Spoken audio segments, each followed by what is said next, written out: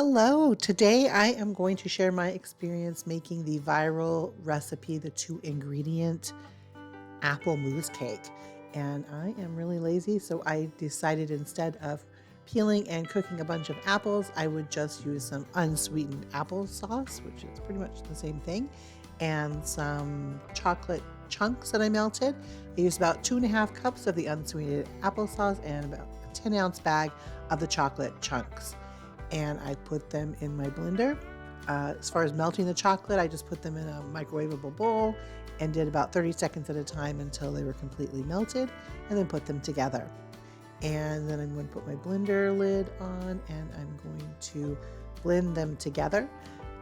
In hindsight, if I was going to do it again, I'd probably blend the applesauce first and then add the chocolate, and then you blend it all together, and the warm chocolate kind of made like a vacuum.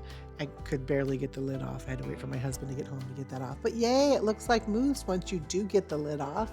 It wasn't as smooth as I would have liked it, but I did spread it out. I put it just in a regular cake pan and chilled it overnight. So the next morning I got up to have myself some of what some claim to be a healthy um, 2 ingredient apple mousse cake. I scooped it out because, yeah, it didn't really set. So, of course, I didn't put it in a spring form pan either. I just used a regular cake pan, but it didn't really set, so it made for a lovely presentation on my plate for my breakfast. Didn't really look like the videos in it.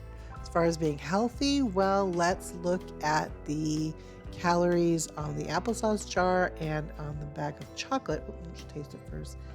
It tastes like chocolate applesauce. So if you like applesauce and chocolate, this recipe is definitely for you.